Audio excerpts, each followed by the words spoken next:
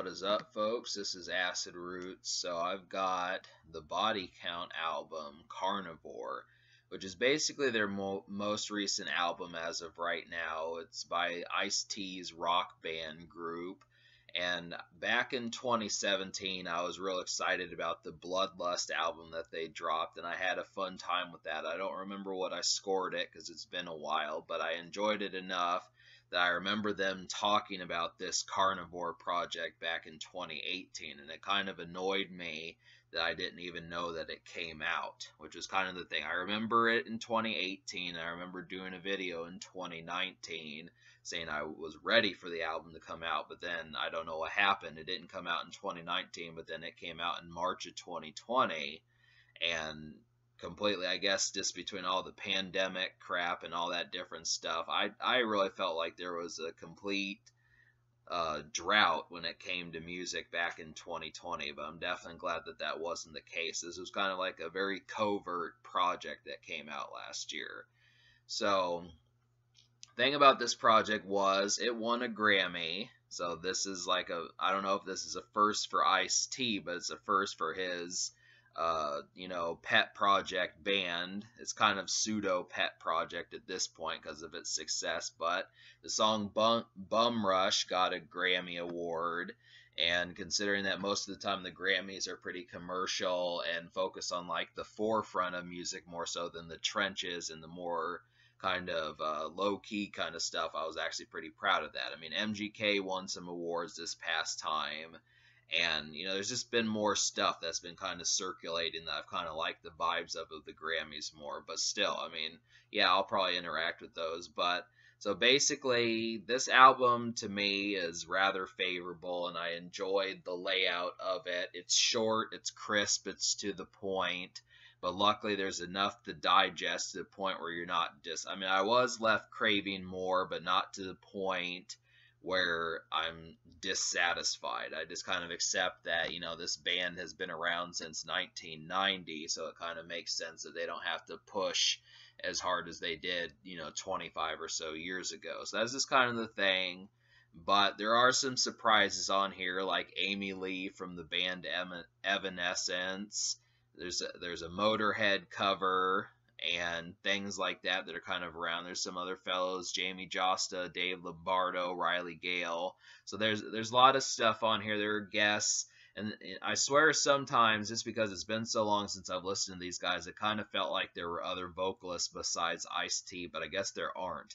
I could have not complaining, but it would have been interesting to have like a second vocalist on there to kind of give Ice-T a break.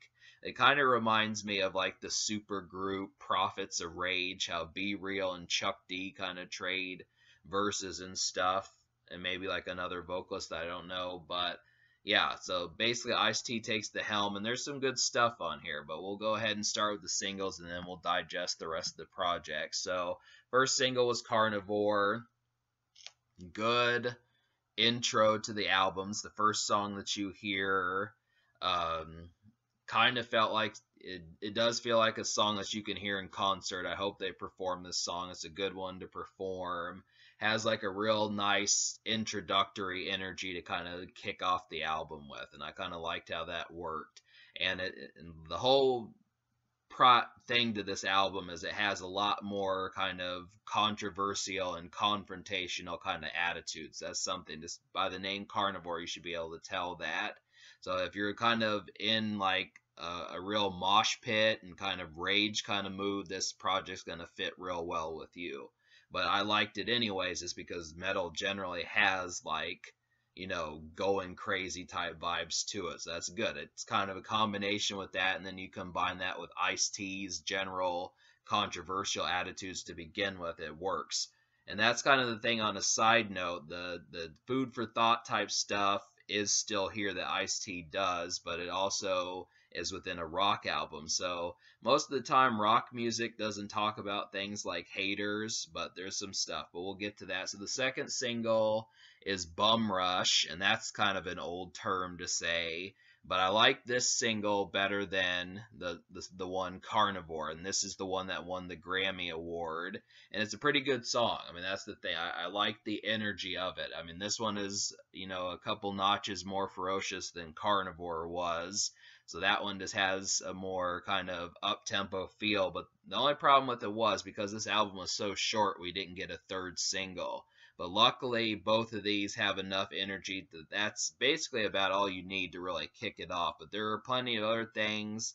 I would have, you'd almost think that you would get something to the point of having like a real uproar type stuff. But there is mosh pit stuff on here. There's guitar solos, a power ballad. I found at least one that I noticed. So there is some stuff on here that they kind of do that kind of gives it like a full-blown cohesive rock album push, and it definitely stands as like a complete full body of work. So, but yeah, like I was saying, another level was the power ballad. They do a cover song. This was about one of the only songs I didn't really enjoy was the Motorhead cover. I felt like it didn't really fit with the rest of the project. They said that it had an influence on this album, but somehow it didn't seem to quite mesh as well with the stuff that they were just doing on their own. I mean, I would have liked to have seen a cover song where they could have. I mean, it felt, the thing about that song is it felt a lot more kind of up tempo, almost more than what the band kind of had the idea of doing on their own kind of theme. So that was the thing. I mean, obviously, Motorhead couldn't have been expected to craft songs that would come out 40 years later and expect to have that fit with the theme of the project. But yeah, I didn't really connect as much with like the energy of the project. It felt a little bit too fast. And like Colors was another one, but yeah, I liked Amy Lee on When I'm Gone, how she was talking about, or how they were talking about, don't give me praise, give me my flowers while I'm here. They were kind of talking about Nipsey Hussle and that sort of thing. So it was good to have a rock song kind of do that.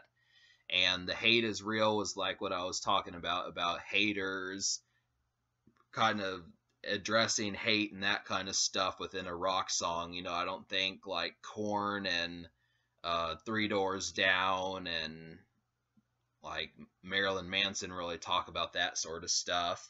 And then Point the Finger was another one that was kind of like that. I felt like that was a pretty, solid. I mean, that's definitely something to carry the energy past. I mean, the first three songs are the ones that I connected with quite a bit. It was like a one, not just a 1-2 punch, but a 1-2-3 punch. I mean, all of those had like a real ferocious energy that just carried you through like the first 10 minutes.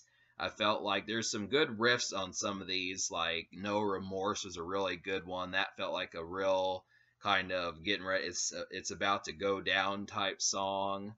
And The Hate Is Real had a good riff on there, like I was saying. And then Another Level was a good power ballad. So most of this has like a bunch of good themes and approaches that it works, but they pull it off for the most part. And it was really, so for me to address like the songs I recommend to you, I would just have to say the only songs I don't recommend would just be the Motorhead cover Ace of Spades and then Colors 2020.